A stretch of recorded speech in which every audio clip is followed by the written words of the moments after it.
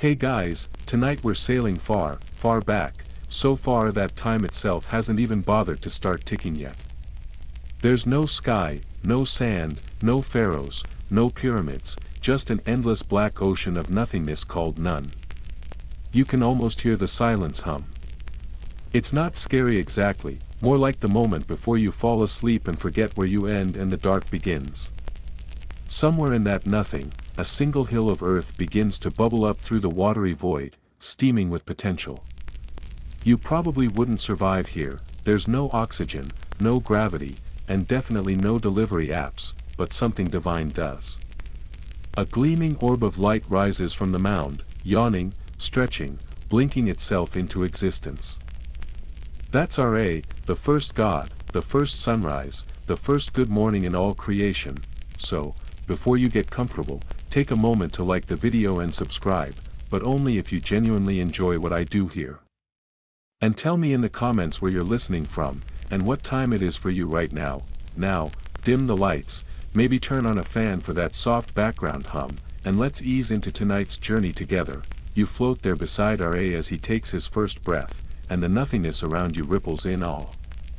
The Egyptians would later say he emerged from a lotus flower that bloomed on the primeval waters, others insisted he hatched from a cosmic egg laid by a celestial goose. Historians still argue whether these were competing versions of one myth or just a poetic way to describe the same mystery, how something can come from nothing. Either way, Ra wastes no time being mysterious, he just starts creating. He doesn't grab tools or mix ingredients, he speaks things into being. Words here are magic, literal spells that shape reality. When he coughs, a mist becomes air, when he spits, moisture becomes life. And when he sneezes, because yes, even the first god has allergies, out tumble two new deities, Shu, the god of air, and Tefnut, goddess of moisture. The first cosmic family is already underway, and all from one divine sneeze, you drift closer, feeling the strange warmth of Ra's light on your skin. Everything about him radiates order, but the world still feels unsteady. The mound of earth wobbles. The dark waters of none whisper temptations of chaos. Ra gazes into the nothing and names it his opposite, Isfet, the force of disorder, the eternal threat. He realizes creation isn't a one-time project, it's maintenance, like cosmic housecleaning forever. The first land, called Benben, grows firmer under your feet. Egyptians later built miniature versions of it, the pyramid tops or obelisks, to honor this exact moment. Those shapes weren't just decorative, they were memory markers for the first sunrise. Imagine that, every gleaming pyramid point you've ever seen was meant to recall this tiny mound rising from the flood of infinity, but Ra is lonely. Even creator gods need company, or maybe an audience for all that dramatic sunlight. So he sends Shu and Tefnut out into the void to explore. He tells them, go, bring back order. You might picture them like two glowing currents of wind and rain, swirling outward until they vanish into the dark. Time passes, centuries or seconds, it's hard to tell. And Ra begins to worry.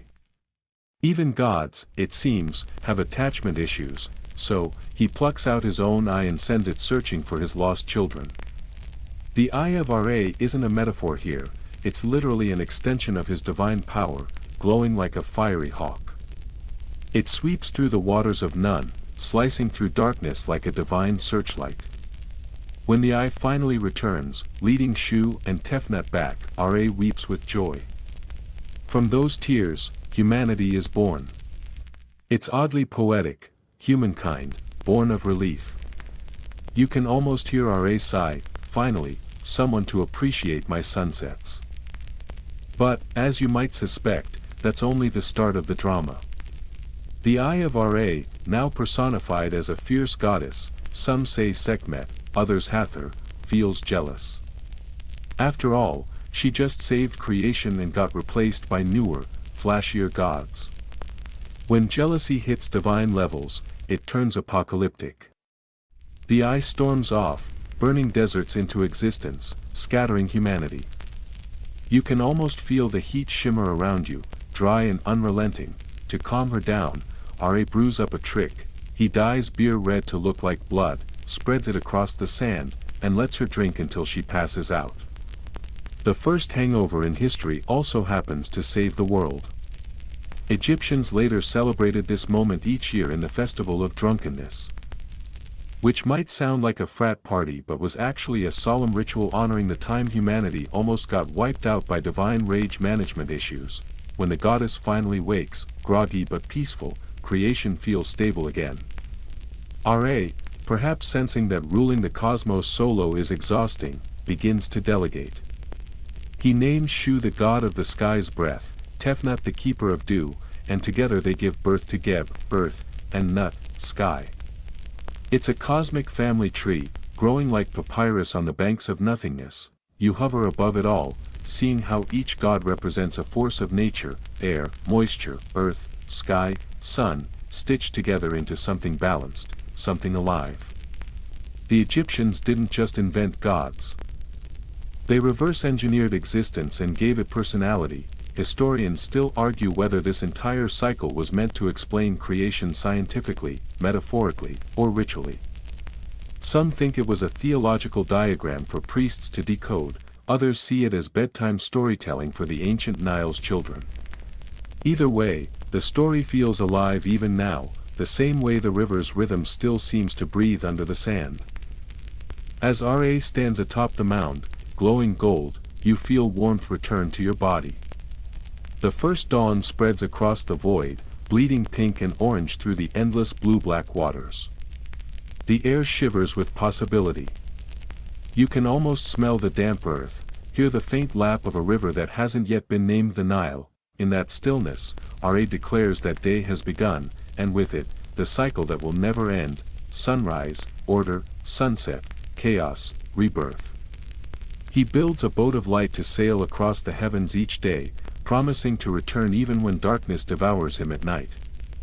It's the first contract between light and dark, between certainty and fear, and as you drift with him, gliding over newborn waters that shimmer like molten gold, you realize Egyptian mythology doesn't begin with a bang or a storm. It begins quietly, with the steady, rhythmic breath of a god who just wanted to see something beautiful in the dark. The first sunrise ripples across the newborn world. You drift beside Ra as he adjusts to his new job, head of the universe, sole supervisor of existence, a workaholic with no HR. His light gleams over the primeval ocean, spilling gold over the first mound of land. You feel it warm your skin, though there's no sun yet, only Ra's will creating one. He organizes the chaos, naming this order Ma'at, the principle holding reality together. Every grain of sand, every gust of wind, every heartbeat depends on it. Ra isn't just creating the world, he's also writing its operating manual. Shu, god of air, keeps the sky aloft. Tefnut, spirit of dew and rain, balances the waters. Together they stretch creation taut. Air above, water below, land between, a cosmic note humming into being.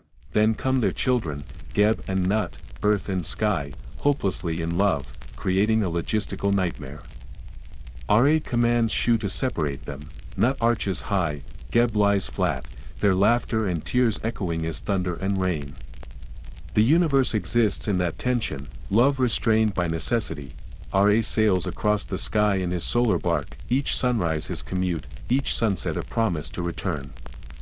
Creation glows fresh, wet clay, river water, and sunlight mingling in the air. He urges Geb and Nut to fill the world. Their children, Osiris, Isis, Set, Nephthys, and sometimes Horus the Elder, are born in the 5 epigomenal days Thoth creates outside the calendar, cleverly bypassing Ra's prohibition. These days become sacred, full of luck, chaos, and fear of Set's temper. Ra continues structuring the cosmos, deities manage the Nile, stars track time, animals embody sacred powers, cats warding off chaos-loving snakes. Yet each day drains him spiritually. Mortals whisper doubt, gods murmur, and the eye of Ra grows restless. Sent to punish humanity, she becomes Sekhmet, lioness goddess, and nearly wipes out the mortals. Ra halts the destruction with red-dyed beer. Sekhmet wakes hungover, rebranded as Hathor, goddess of joy and music, the first divine PR recovery, the world breathes again. Ra continues his daily voyage. Mortals tell myths as metaphors for life along the river, where each flood, harvest, and sunrise mirrors chaos and restoration. Priests chant to Ra each dawn, helping him battle darkness, a ritual lasting 3,000 years. You drift higher, watching Ma'at stretch between gods and mortals. Birds wheel, the river mirrors sunlight, and for the first time, creation hums in fragile peace. Ra gazes down at humanity, sighing, maybe I should have stopped at air and water. But it's too late, the stage is set, the players born, and Set's jealous laughter drifts across the sand. You hover above the golden world as Ra's boat glides lazily across the sky, and down below, things are complicated. The god's family tree is growing like an unpruned vine, and you can practically feel the tension stretching between heaven and earth. Remember Geb and Nut, the separated lovers, earth and sky? Well, their kids are now fully grown divine entities, and the family group chat has gone completely off the rails.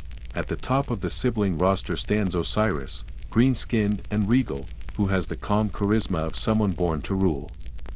He's the god of fertility and order, but more importantly, he's the first to look at the muddy banks of the Nile and think, this could be something.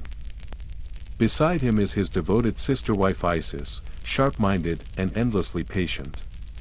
Together, they're the power couple of the pantheon, the Jay-Z and Beyoncé of the Bronze Age, minus the streaming service. Then there's Set, Osiris's brother, whose birth was said to tear through Nut's body like a thunderstorm. His skin glows red as desert stone, and his eyes flash with sandstorm fury. He's the god of chaos, war, and everything inconvenient. The myths claim that when he was born, the sky went black and the Nile ran low for days. The Egyptians took the hint. Set was not someone you wanted at your harvest festival. Rounding out the siblings are Nephthys, quiet and loyal, and Horus the elder. The first of many hawk-headed gods destined to confuse schoolchildren for centuries. Together, they form what Egyptian theologians later called the Ennead of Heliopolis, a divine family tree that somehow explains the structure of the universe and the origins of every family argument ever. But divine order can't survive on sibling harmony alone. Ra, though still the big boss, has grown weary of micromanaging every grain of sand. He decides to let the younger gods rule the earth while he retreats to the heavens, a golden retiree cruising eternity in his solar yacht. Osiris takes up the crown, and the world enters its first golden age. Crops flourish, people learn to farm and brew beer, and the Nile floods just enough, not too much, not too little. The priests later said Osiris didn't just rule Egypt, he taught it how to be Egypt. Historians still argue whether this reign of Osiris represents a mythic memory of Egypt's early unification or just a spiritual metaphor for civilization itself. Either way, the imagery sticks: Osiris's gentle hands guiding the plow, Isis teaching people how to weave, both of them modeling a life built on harmony and love. Of course, harmony has an expiration date, specifically when Set's involved. Watching his brother bathe in praise while he's stuck ruling the barren desert. Set begins to fester with jealousy. It's the classic sibling dynamic, except instead of stealing your brother's hoodie, Set steals the entire kingdom. You float near his stormy palace in the desert, where hot winds rattle through the red cliffs. Set's laughter echoes off the rocks, harsh and lonely. Osiris gets the green fields, I get the dust, he mutters. Fine. Let's see what happens when the dust starts to bite back. Back in fertile Egypt, Osiris remains blissfully unaware that his brother is building a murder plan so elaborate it could make Shakespeare blush. Set throws a grand feast in his brother's honor, because nothing says I'm totally not plotting against you like an open bar and suspiciously precise carpentry. At the center of the banquet stands a magnificent chest made of cedar and gold, perfectly fitted, not accidentally, to Osiris's exact measurements. Whoever fits in this box, Set announces, shall have it as a gift. Osiris, never one to resist a party trick, climbs in. The moment he lies down, Set slams the lid shut, seals it with molten lead, and hurls the chest into the Nile. You drift along the current with it, feeling the water churn and darken as the sacred river carries the trapped king away. The chest floats north, out to sea, finally washing ashore near Byblos, where a tamarisk tree grows around it, swallowing the coffin whole. Inside, Osiris's body rests, and outside, the world starts to unravel. Without his guidance, the Nile falters. The crops dry. People grow desperate. Ra's sunlight suddenly feels harsher, like it's glaring down in judgment. The balance of Ma'at, the harmony between order and chaos, starts to tilt. Even the gods seem uneasy, glancing toward Isis, who wanders the world searching for her husband. Historians still debate whether this myth of dismemberment reflects the agricultural cycle of the Nile. The seed buried, reborn with the flood, or if it's something deeper, the first human attempt to make sense of death. Whatever its origin, it's heartbreakingly human. You can almost see Isis in your mind's eye, barefoot in the sand, her hair tangled by wind, asking every passerby if they've seen a golden chest float by. Meanwhile, Set declares himself king, strutting through the temples of Egypt like a desert storm wearing a crown. His followers, hyenas, scorpions, serpents, howl in celebration. The land turns rough under his rule, the sky dusty and red. People start whispering the word Isfet again: chaos, disorder, imbalance. It's as if the world itself is holding its breath. You, too, feel that tension, the kind that builds just before a storm breaks. The Nile seems quieter now, its once sparkling surface dulled by silt. Birds stop singing. Even Ra's bark seems to glide more slowly across the sky, reluctant to witness the fall of one of his brightest creations, and yet, tucked between the sigh of reeds and the rustle of papyrus, a promise hums: the story isn't over. Not while Isis still searches. The Egyptian world was built on these rhythms: life, death, and rebirth, order and chaos, sunrise and sunset. Each myth was less a happily ever after and more a wheel that kept turning. Even the gods weren't exempt from the push and pull of Ma'at. Maybe that's why their stories endure. They mirror the fragile equilibrium we all live in, balancing love and envy, power and loss, light and shadow. So as night falls over this newborn world, you drift between the stars on Nut's body, looking down at the Nile winding like a silver serpent. Somewhere out there, Isis is beginning her long journey. Set sharpens his blade in the desert wind. And Ra, high above, glows faintly in the dark, muttering to himself about how kids these days ruin everything he builds. You follow the slow, shimmering curve of the Nile as it winds through moonlight. The river hums softly, like it knows it's carrying secrets. Somewhere on its banks, Isis moves through the reeds, barefoot, silent, her linen robes brushing against the wet leaves. The air smells of mud and lotus. You can almost hear her whispering her husband's name into the dark, calling to him as if sound alone could pull him back. Osiris is gone, but not forgotten. Every insect hum, every ripple in the water seems to mourn. The chest that once held him, sealed, gilded, and cruelly perfect, has vanished into the distance. But Isis is patient. She's the goddess of magic, after all, and magic in Egypt doesn't shout. It listens, her search becomes legend.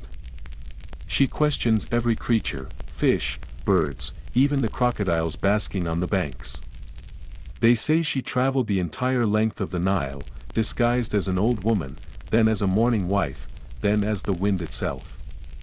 Historians still argue whether her journey symbolizes the seasonal flooding of the river or a mythic representation of love transcending death. Either way, the image of Isis wandering alone through the night, lantern in hand, still echoes through every story of devotion the world ever told. At last, she finds the coffin. It has drifted far north, encased in the trunk of a tamarisk tree that grew so tall and fragrant that a nearby king had it cut down and made into a palace pillar.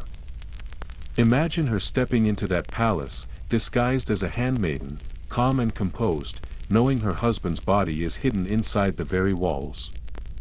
She waits until the court sleeps, then slips to the column, murmuring ancient words that make the air shimmer. The wood cracks. The chest hums like a heartbeat. And there, after endless nights of searching, Isis kneels before her husband's coffin. She cries, but the tears are quiet. The Egyptians believed tears had power, and hers might drown the room if she let them. When she opens the lid, Osiris lies still but beautiful, his skin green with life, his face serene as if he's only dreaming. Isis calls for her sister, Nephthys, the quiet one, the keeper of the dead. Together, they wrap Osiris in fine linen, weaving spells into each layer. They anoint him with oils, herbs, and resins until the air itself smells like eternity. You realize you're watching something monumental, the invention of mummification.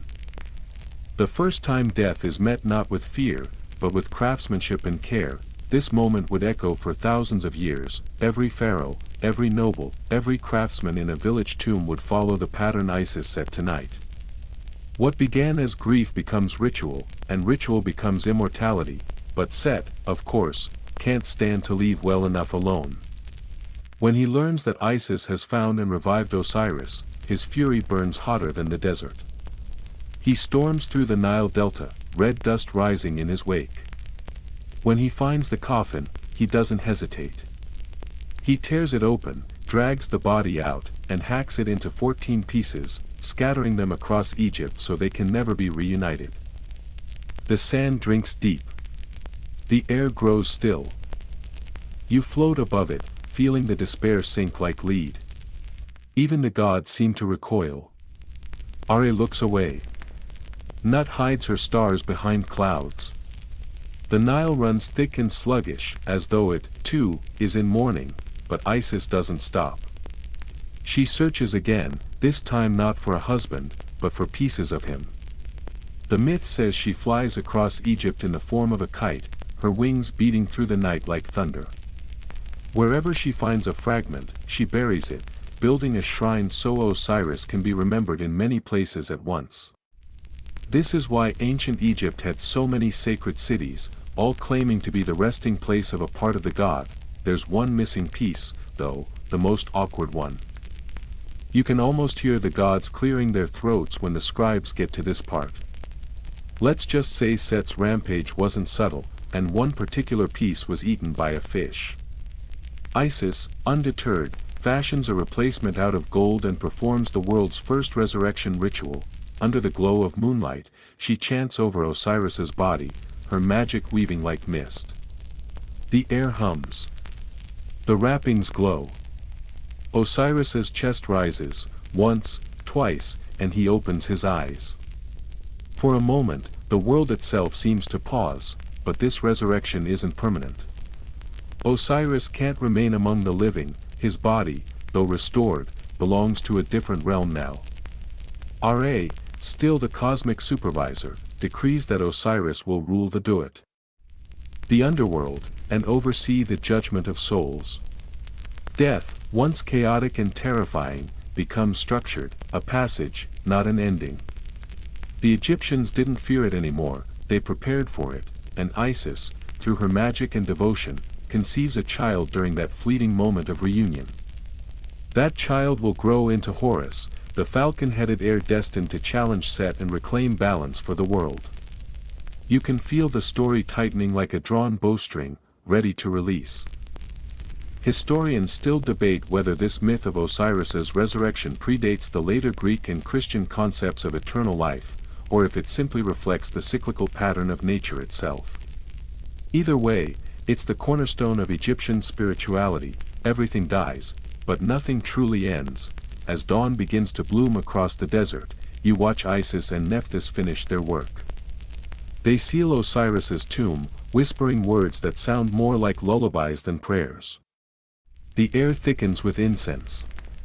Somewhere above, Ra's first light touches the horizon, scattering gold over the sand.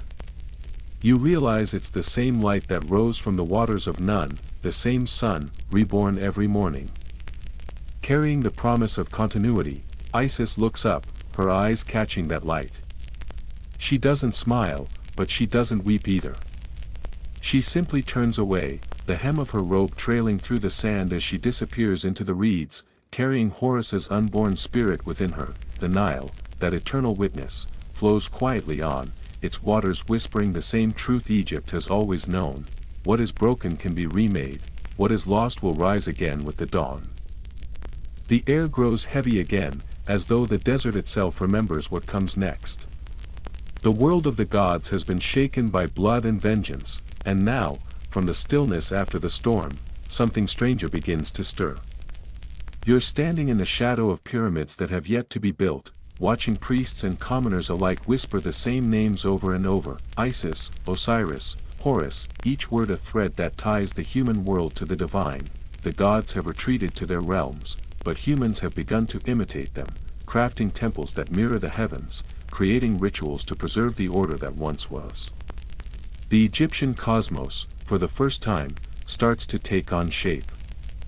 You see it mapped across the night sky, the Milky Way as the celestial Nile, Orion's belt as Osiris' resting place, Sirius as the radiant soul of Isis. Every movement of a star, every turn of the river below, becomes a sign. You wander through Memphis, the city of Thoth, god of craftsmen. His priests claim he spoke the world into existence, that his heart imagined and his tongue commanded, and just like that, creation was formed. You have to admit, it's a pretty poetic version of reality, words as divine tools, thought as the seed of matter. Scholars still argue whether this concept of creation through speech influenced later philosophies, including Greek logos and even certain biblical lines. For now, it's enough to stand among the humming workshops, the chisels clinking, and imagine the god Thoth whispering the world into being the same way artisans breathe life into stone. But Egypt is never content with one version of anything. Down the Nile, in Heliopolis, the priests of Ra are equally convinced their sun god is the true creator.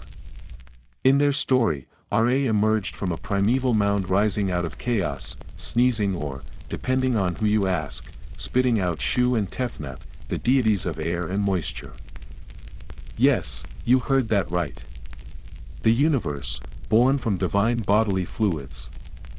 Not the most glamorous creation myth, but certainly memorable. From them come Geb, the earth god, and Nut, the sky goddess, locked in a forbidden embrace until Ra prized them apart. Their children, Osiris, Isis, Seth, and Nephthys, become the familiar cast of characters in the family drama you've already witnessed. Each city tells the story differently, of course. Hermopolis claims creation began not with Ra, nor Thoth, but with an Ogdoad, a group of 8 frog and snake-headed deities swirling in a cosmic swamp. The Egyptians love a good paradox, the universe as infinite water, yet filled with divine creatures already planning its architecture. Historians still argue whether these versions competed politically or coexisted peacefully as a sort of mythological bureaucracy. For you, it's almost dizzying to track. Each version of creation feels like a mirror reflecting another mirror, endless variations that all circle back to the same truth. Egyptians are obsessed with order emerging from chaos, life blooming from darkness. They see that pattern everywhere, in the flooding of the Nile, in the rising of the sun, in the journey from birth to death to rebirth. It's not dogma, it's rhythm. You find yourself inside a temple, its columns painted with stars, its ceiling low enough to make you feel swallowed by the cosmos. A priest chants in a low, steady tone, burning resin that smells faintly of cinnamon and ash. He's reciting the story of Adam, the self-created one, who rose from the primeval waters and fashioned the world from his own essence. There's a strange comfort in that, the idea that existence itself was born from loneliness. Adam didn't explode or conquer, he just existed into being. Later, at a feast, someone tells you about Ma'at, the goddess of truth, balance, and cosmic order. She's the feather every soul will be weighed against in the afterlife, but she's also a principle, a way the entire universe holds itself together. When the pharaoh offers gifts to the gods, he's said to be presenting Ma'at, as though truth and justice are the only real currency between mortals and immortals. Without her, the Nile would dry, the stars would lose their way, and chaos, Isfet, would seep back in, and yet, humans being humans, they don't always live up to that balance. You pass through a marketplace and hear someone muttering about a drought upriver. Maybe the priests have offended the gods. Or maybe someone broke an oath, or maybe, just maybe, Ra's bark is being attacked again by a pep, the giant serpent of chaos that lurks in the night sky. Every dawn, Ra must defeat a pep anew to bring the sun back. It's cosmic whack-a-mole, but to the Egyptians, it's the heartbeat of the universe. The idea that even gods must keep fighting to maintain order, there's something deeply human about that. You wander outside again, under a sky that feels impossibly vast. The stars of Nut stretch overhead, her body arched protectively over the earth. Somewhere out there, in mythic imagination, Ra sails across her belly in his solar bark, pursued relentlessly by a pep. Down below, Osiris lies within the soil, dreaming of green shoots and harvests. The two forces, life and death, day and night, order and chaos, circle endlessly, never ending, never beginning. You try to picture how this worldview seeps into daily life. For the Egyptians, every sunrise isn't just light, it's a victory. Every funeral isn't just grief, it's an act of faith that the cycle will continue. You can almost feel that devotion hum through the air like static, from the way farmers bow to the river to the way scribes carefully ink each hieroglyph with reverence. Even the gods, for all their power, seem to be part of a larger pattern, like actors in an eternal play, aware they're being watched. A curious thought flickers through your mind: maybe the gods need humans as much as humans need them. Every prayer, every offering, every whispered name keeps the cosmic wheel turning. Without belief, the myths dissolve, and with them, the structure of the world. It's an ancient feedback loop, the divine depending on the devotion of the mortal, and as you gaze up at the glimmering path of the Milky Way, you realize it's not just a story to them. It's a map, a promise, a living equation of harmony.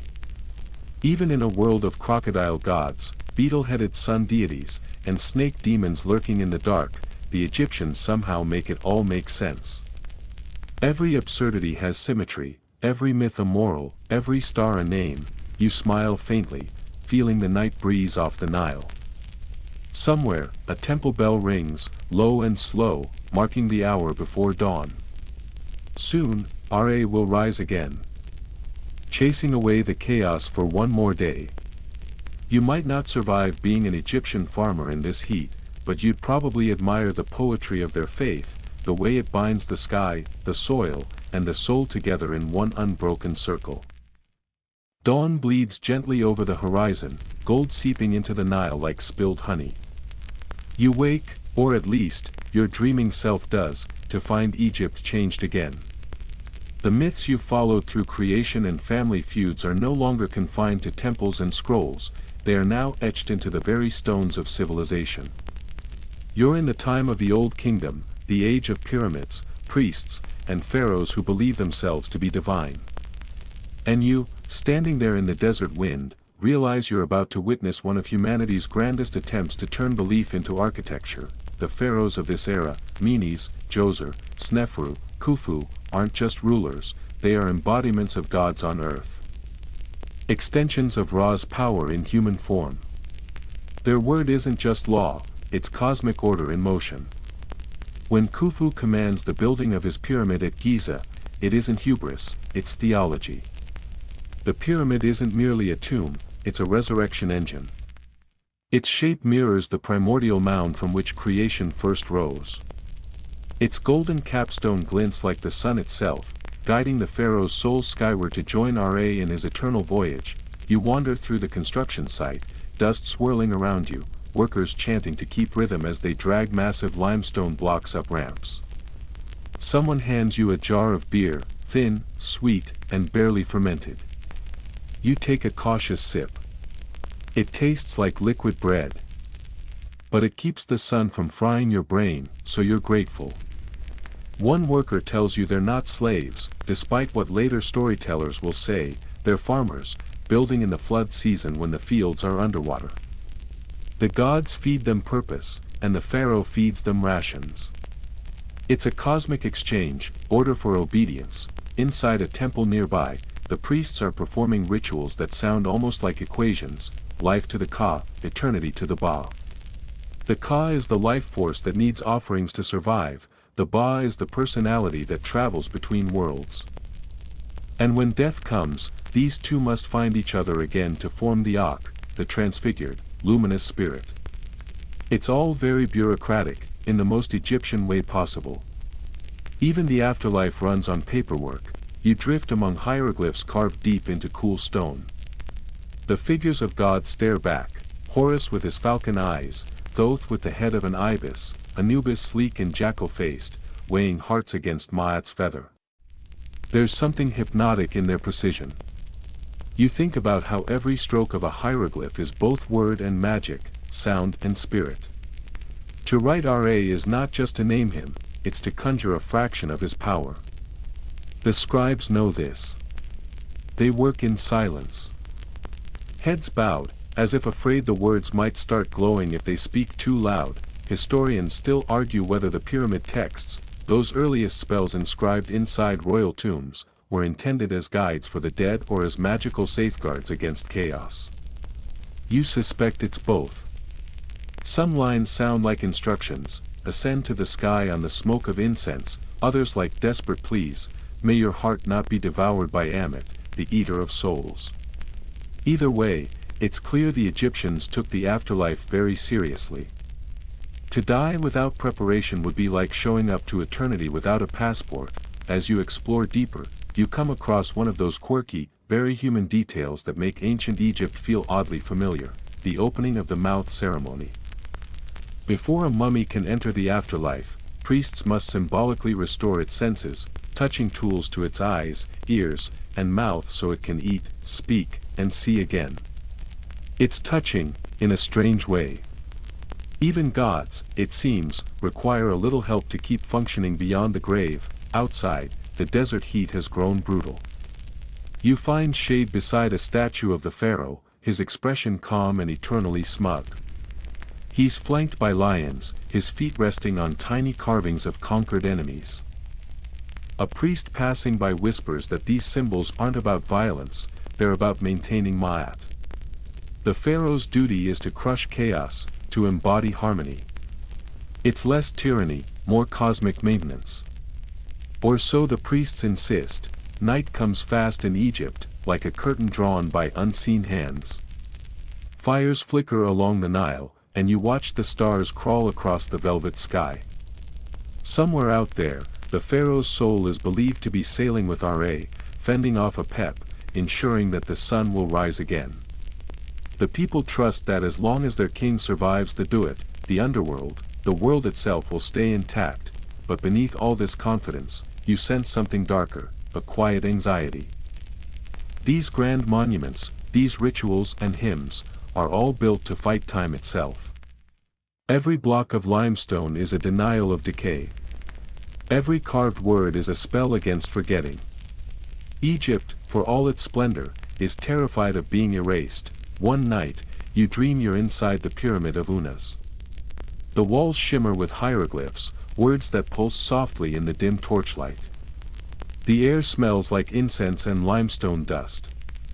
You can almost hear the voice of the dead pharaoh reading them aloud: I am a star that does not fade. I ascend to the imperishable ones. For a moment, you believe him. Maybe he really has become part of the night sky, flickering among the gods. When you wake, the horizon is pink again, and the desert hums with quiet life.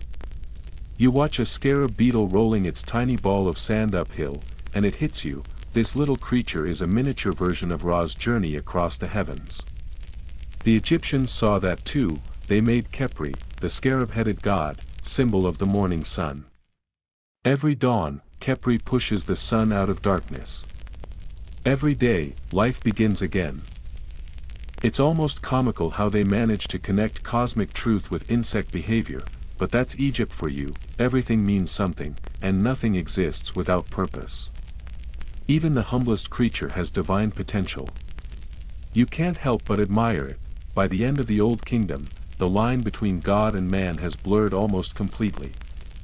The pharaoh dies, but his successors take up the same mantle. The pyramids stand as silent proof that death isn't the end, it's a doorway. And the Egyptian people, though weary from centuries of labor and worship, keep believing, keep building, keep telling the same stories under the same stars. Somewhere, a temple singer begins a soft chant for the sunrise. The words drift to you on the wind, Ra lives, and the land endures. You smile, knowing the world will turn again tomorrow. You blink, and centuries pass. The sand shifts, the pyramids weather, and the world of Egypt tilts towards something new. The old kingdom's calm certainty cracks, and out of its ruins rises a time of change, improvisation, and reinvention, the Middle Kingdom. You can almost feel the mood shift, less divine grandeur, more existential worry. The pharaohs are no longer gods made flesh, they're administrators who need to prove they still have heaven's favor. It's twilight in Thebes. The air smells like lotus and damp stone, the river sighing quietly under reed boats. You walk through the courts of the temple at Karnak, hearing priests chant to Ammonius, the hidden one. Once a minor wind deity. Ammonius is now growing in prestige, his name whispered with increasing awe. He isn't just another local god, he's invisible, unknowable, vast, a concept more than a figure. There's something thrilling about it, almost modern. The Egyptians, masters of imagery, are beginning to worship what they cannot see. A torch sputters near a painted wall where a scribe is carving new hymns. He explains that Ammonius isn't replacing Ra, he's merging with him. Ammonius Ra, he says, with reverence that makes your skin prickle. The hidden and the revealed, the unseen wind and the blazing sun. Two forces united, ruling the cosmos together. You nod, pretending to understand how divine corporate mergers work. And try not to trip on a loose stone. Historians still argue whether this fusion was theological genius or political maneuvering. After all, Thebes needed to legitimize its rise to power, and nothing sells authority like a god who's both ancient and newly supreme. Still, it feels deeper than politics. As you listen to the hymns echo off sandstone columns, you sense a yearning for unity, for the divine to make sense again after the chaos of the first intermediate period. Egypt, tired of drought and civil strife, wants harmony restored. You leave the temple and follow the road toward the workers' quarters. Life here is quieter, more grounded. Farmers talk about the flood levels, artisans gossip about the next tomb commission. And yet, even in their daily chatter, the old myths pulse beneath the surface. One woman hums a lullaby to her child about the Eye of Ra, the fierce goddess sent to punish humanity when it strayed from Ma'at. In her version, the Eye transforms into a lioness who nearly wipes out mankind before Ra tricks her into drinking red beer instead of blood. It's both terrifying and oddly comforting, a reminder that even divine wrath can be soothed by a clever plan and a hangover. The Middle Kingdom's art reflects this mix of fear and tenderness. Statues soften, faces show emotion again. The literature, too, grows introspective.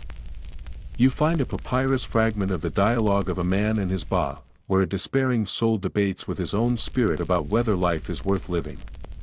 The Ba tells him to hold fast, to trust in the afterlife, but the tone feels hauntingly human. The Egyptians, once so confident in eternity, are beginning to ask why it all matters. In the temples, the priests respond with reassurance. They expand the myth of Osiris, turning his personal tragedy into a universal promise. No longer is Osiris just the king of the dead, he becomes the symbol of rebirth for all.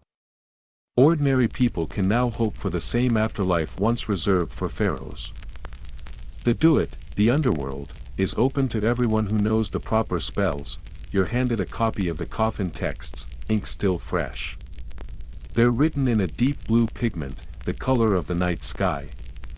Inside are hundreds of spells, each a key to surviving the afterlife, ways to avoid demons, to cross lakes of fire, to remember your true name when the gods ask. One line catches your eye, I am he who comes forth by day. It's the promise of resurrection, the same faith that would later evolve into the Book of the Dead. You can almost feel its comfort wrapping around you like cool linen, the idea that death isn't an end but a long journey home. Of course, the Egyptians still take their precautions. You watch embalmers at work in a perfumed tent, carefully removing organs and placing them in canopic jars. Each jar bears the head of a protective deity, the four sons of Horus. One, Imseti, guards the liver, another, Duamutef, watches over the stomach, Hapi the lungs, Kabasanuf the intestines. It's like a divine security system for your guts. And if that weren't enough, amulets shaped like scarabs. Ankhs and eyes are tucked into the wrappings for extra luck. It's surprisingly serene, this preparation for death. The priests hum softly as they work, treating the body not as a corpse but as a vessel being readied for a voyage. You realize that for Egyptians, dying well is just another part of living well. They don't separate religion from life, it's baked into every gesture, every grain of sand. By now, Ammonius Ra has become the center of Egypt's spiritual gravity. His priests grow wealthy, his temples vast. Pilgrims come from across the Nile Valley to offer incense and prayers. At festivals, his statue is carried through the streets, veiled and majestic. The people cheer, not out of fear, but love. They call him the Father of the Fathers, the breath of life, the one whose form is hidden. You can't see him, but you can feel him, like warm sunlight on your back. Still, under all that reverence, there's a quiet tension. Power has shifted from pharaoh to priesthood, and Egypt is learning that even gods can become political tools. You overhear a scribe muttering that the temple takes more taxes than the palace now. Another jokes that Ammonius has too many accountants. It's a reminder that faith, no matter how divine, always needs a budget. The night deepens. You lie by the river, listening to frogs croak among the reeds. The stars shimmer above, and you wonder if some priest, somewhere, is tracking them to predict next year's flood. You think about how far Egypt has come, from the chaos of creation to this quiet, ordered devotion. And yet, you can sense another storm gathering on the horizon. For now, though, it's peaceful. The world breathes in rhythm with the Nile. The myths hum softly in your mind, Ammonius unseen, Osiris reborn, Maat steady and sure. You close your eyes, half expecting to wake as someone else in another age, because Egypt, you realize, never really stops changing. It just sheds its skin, like a god remaking the world again and again. The heat thickens with resin and power. You've entered the new kingdom. The pyramids are relics, but the temples blaze. Thebes and Karnak hum with worship, pharaohs walk like living legends. Gods are backstage managers of empire. Hatshepsut strides through Deir el-Bahari, wearing the ceremonial beard and double crown. She claims divine birth from Ammonius, priests and people follow her lead.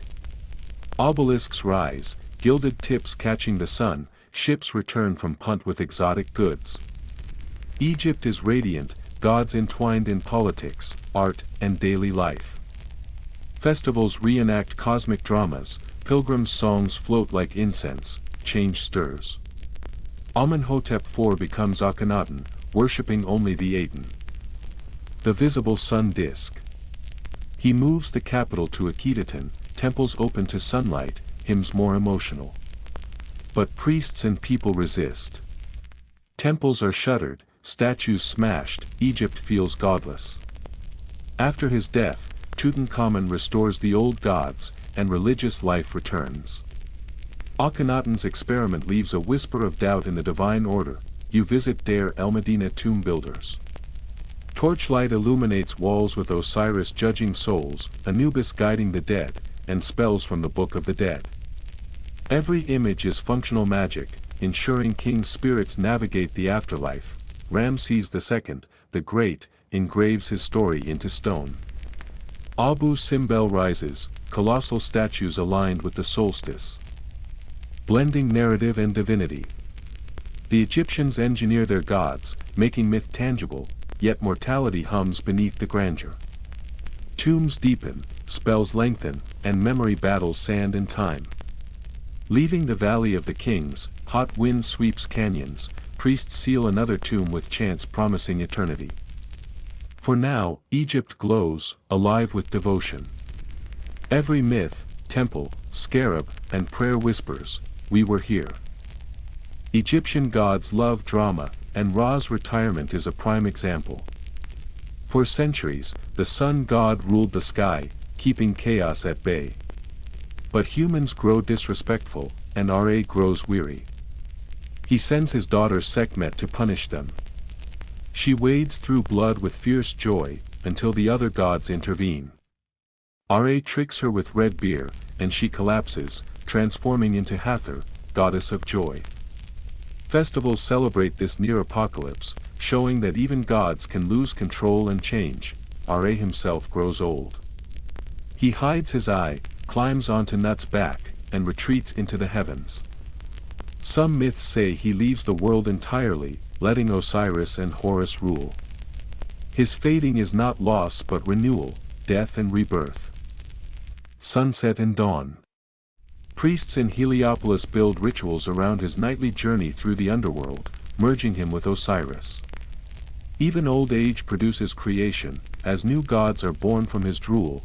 Ra's retreat reshapes kingship, living pharaohs now embody Horus, the dead Osiris. Temples echo darker hymns, and Egyptians shift focus from cosmic order to personal eternity.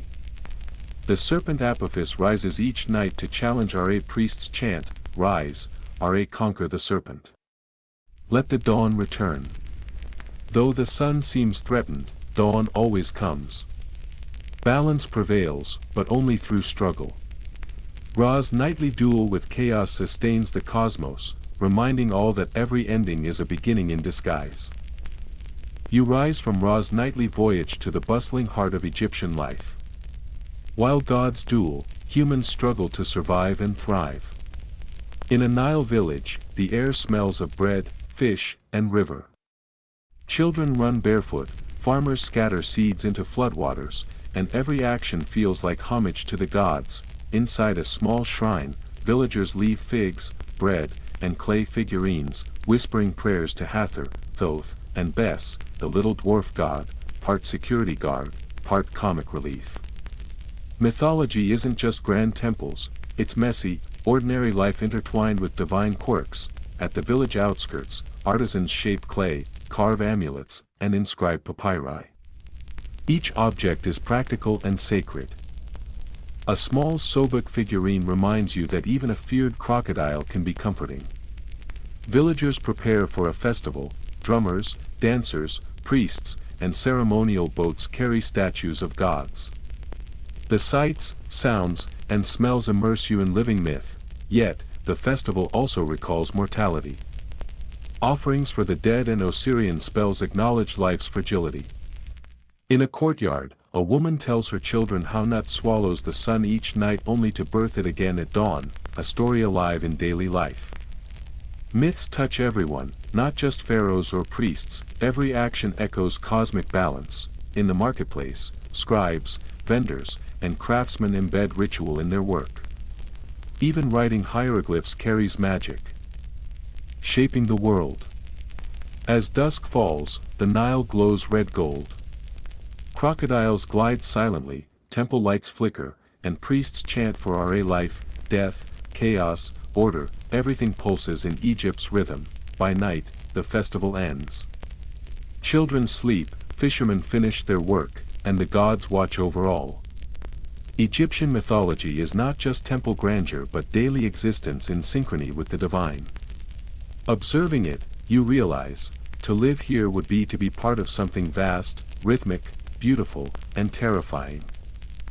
Night falls over the Nile, broken only by birds or fish splashing. You move through quiet streets, aware that Egyptian life blends the divine and the mundane.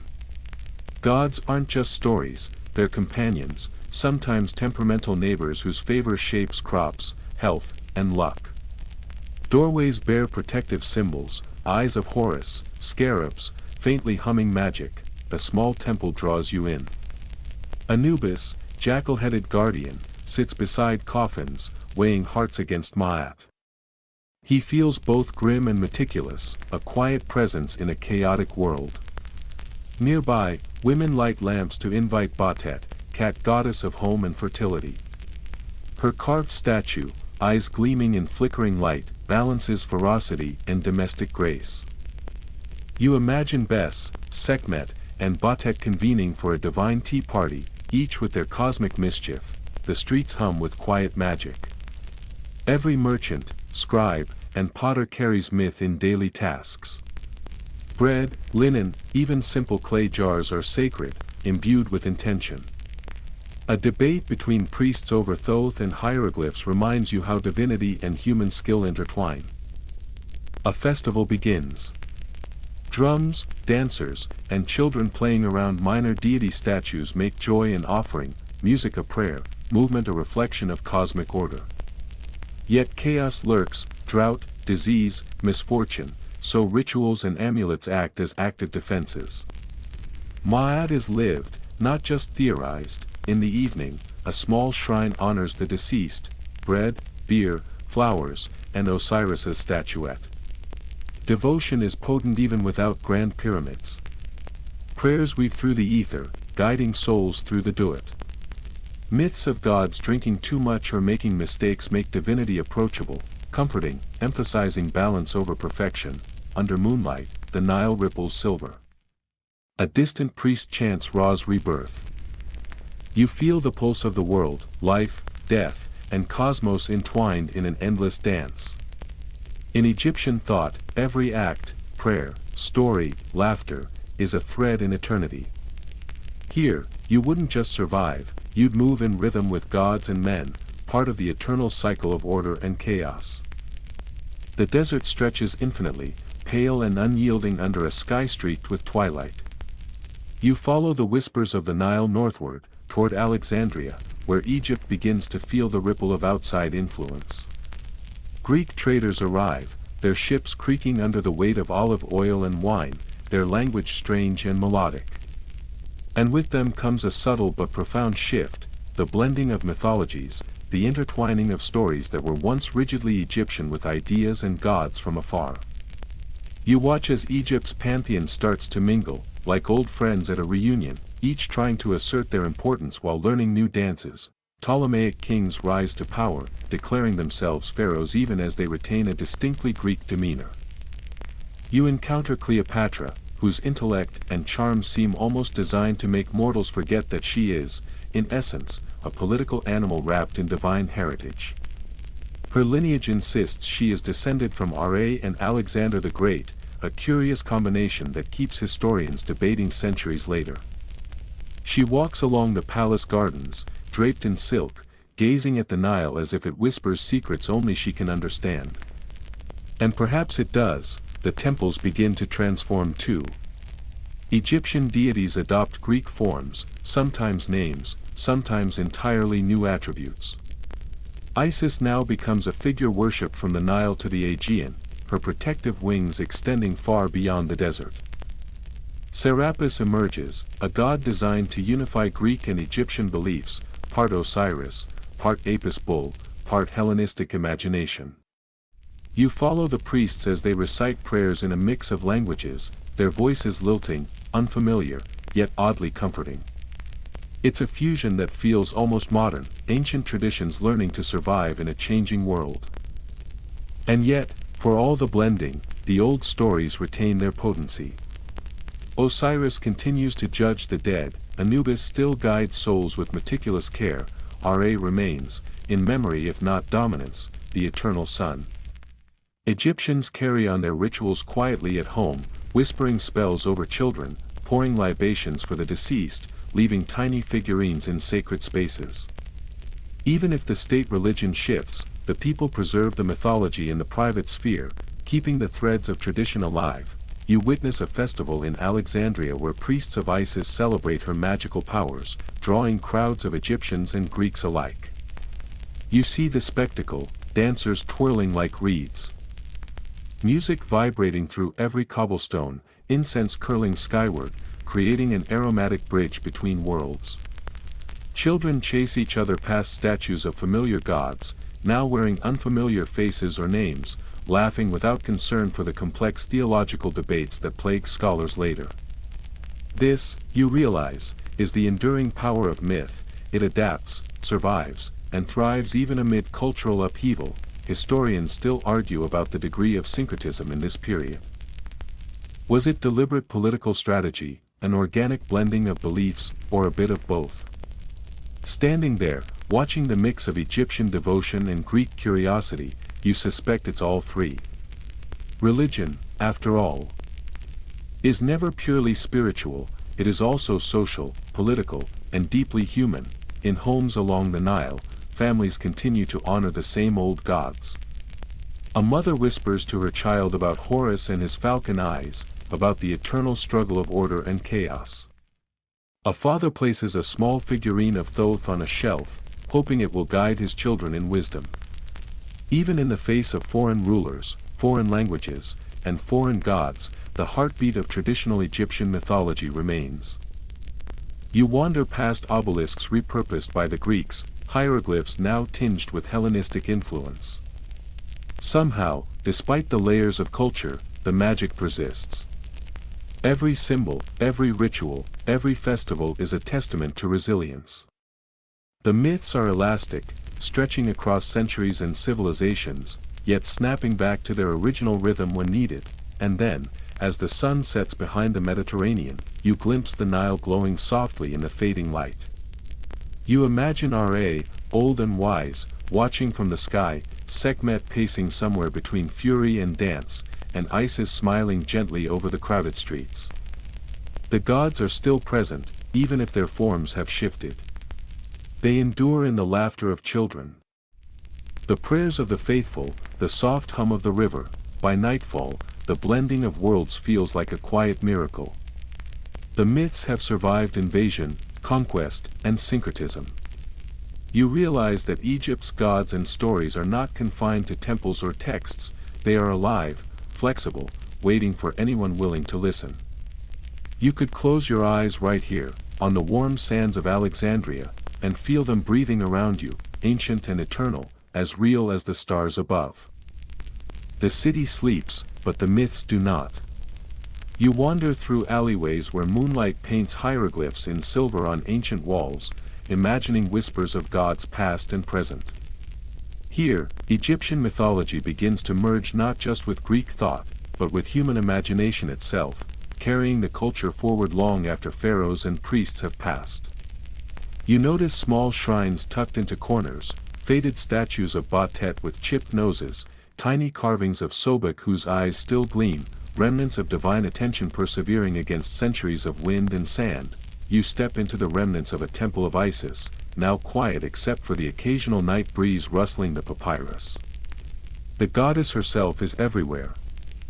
Her presence felt in the curl of every wave, the rustle of every reed, the soft flicker of torchlight on stone. People still pray, though in hushed tones, they offer oil, bread, and flowers. Even in secret, the rituals continue, connecting the living to the dead, the mortal to the divine. You realize this is a crucial lesson: myths survive not because of monuments or laws, but because of the quiet devotion of ordinary people, and the myths evolve. Stories of gods and men, of triumphs, betrayals, and cosmic balances, are retold, translated, and adapted.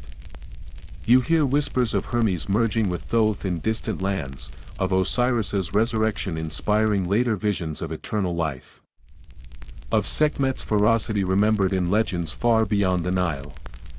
Historians still argue about how much later cultures borrowed from Egyptian myth versus creating parallel ideas independently, but you sense an undeniable lineage, a chain linking millennia. You pause at a riverbank where the Nile reflects the stars like shattered diamonds. The stories of Ra's daily journey, Sekhmet's drunken transformation, Osiris's judgment, and the eternal dance of order and chaos seem to converge here. You feel the rhythm, the heartbeat of an ancient civilization encoded into every ripple, every whisper of the wind. There's a kind of solace in it. Myths endure because humans need them, and humans endure because myths give them shape, hope, and meaning. even the bizarre, fringe tales survive. You smile at a small carving depicting a hippopotamus goddess, Taurid, guarding a cradle. No one knows her exact origins, some argue she's a remnant of prehistoric totems. Others a later invention. Either way, she embodies the protective chaos of childbirth, a reminder that gods exist for every fear and joy, even the messy, mundane, and frighteningly real. By night, you enter a courtyard where scholars of Alexandria debate philosophy, astronomy, and religion. They discuss the divine legitimacy of rulers, the proper way to honor the dead, the metaphysical significance of the sun. The Egyptian myths have transformed into subjects of study, objects of admiration, tools for moral reflection. You notice, too, that the gods themselves seem to watch silently, as if amused that mortals continue to quarrel and theorize, trying to grasp the ineffable truths that once controlled empires. And yet, for all the adaptation, the core of Egyptian belief remains astonishingly consistent. The cycle of life and death, the struggle between chaos and order, the importance of balance, the intimate relationship between humans and gods, these threads remain unbroken. You think of the artisans, the scribes, the festival-goers, the mothers whispering Osiris stories to their children, and realize that continuity isn't in grand monuments, but in the daily practices that breathe life into myth. You linger by a small lamp, reflecting on what you've seen. Egyptian mythology is not static, it is a living, breathing organism. It changes, merges, and adapts, yet it always retains the rhythm of the Nile. The pulse of the sun, the careful balance of Ma'at. You could spend a lifetime tracing its stories, and still, each tells you something profound about existence, mortality, and humanity's unyielding need for meaning. As dawn begins to touch the sky with a pale orange glow, you hear the soft chant of priests preparing Ra's return. The world is poised between night and day, chaos and order, old gods and new. And somewhere beneath the quiet, persistent flow of the Nile, the myths of Egypt endure, eternal, resilient, and quietly magnificent. Dawn brushes the desert with amber light as you walk through the Valley of the Kings, where tombs yawn like silent mouths, painted with spells, hieroglyphs, and divine drama. You run your hand along cold stone, feeling centuries of devotion. Here, Egyptian mythology is lived, layered, and breathed by every generation. Before a tomb of Osiris, seated in judgment with green skin glowing against the underworld, you recall the weighing of the heart. Anubis measures souls meticulously. Standing here, it feels alive, almost frighteningly real. The air smells faintly of incense, remnants of offerings, bread, figs, small statuettes, honor the dead. Hathor smiles gently from a carving, Bes grins mischievously nearby. Even in death, joy, protection, and humor endure. From the tomb, the Nile Valley shimmers below. Ra sails eternally across the sky, Sekhmet roars in fury, Osiris greets the dead, and countless minor deities linger in whispers and papyri. Every story and ritual is a thread in a vast, intricate tapestry, overlapping, contradictory, yet astonishingly coherent. Festivals, temple rituals, artisans' devotion, mothers' prayers, all show that mythology lives beyond palaces, in homes and along the Nile. These myths endure because they are relevant, flexible, and intertwined with human experience. Walking among tombs, you reflect on the gods' quirks, a drunken lioness, a jackal guiding souls. A mischievous dwarf god. They are approachable, mirroring human fears, ambitions, mistakes, and triumphs. Myths teach, comfort, caution, and help make sense of life, death, morality, chaos, and order. The sun rises fully, bathing the valley. Egyptian mythology pulses in sand, river, and silent statues. You inhale desert air, hear faint chants, feel Ra's warmth, and sense Ma'at's gentle balance. Stepping away, you carry a simple truth: Egypt's myths are breathing, evolving companions, guiding life, death, and the luminous unknown beyond. As evening falls, you sit by the Nile, water glimmering gold beneath fading sunlight. The air cools, scented with papyrus and lotus. All gods, fierce, gentle, mischievous, seem to breathe with you, their stories weaving through twilight. Ra brings light, Sekhmet's fury softens into joy, Osiris watches over rebirth, Anubis guides souls, and minor deities Bes, Tauret, Sobek, join the quiet dance of existence. Life, even in small moments, is sacred and magical, your eyelids grow heavy as village murmurs mix with river sounds. The Nile flows, carrying silt, stories, and memory, the unbroken rhythm of millennia. Myths are not just tales, they are ways to see, feel, and participate. Every gesture, ritual, and whispered prayer threads past and present, mortal and divine, the desert hush deepens. You hear faint chanting, the rustle of Hathor and Isis, Sekhmet restrained. It is a lullaby older than memory, a cadence of eternity. Temples, tombs, and gods blend into one comforting vision. The myths of Egypt flow around you like the Nile, eternal, unbroken. Life and death, chaos and order, devotion and delight all hum softly. In this twilight, you feel safe, connected, and awake to the invisible threads of history. Floating into night, you are part of this ancient world, even if only in dream.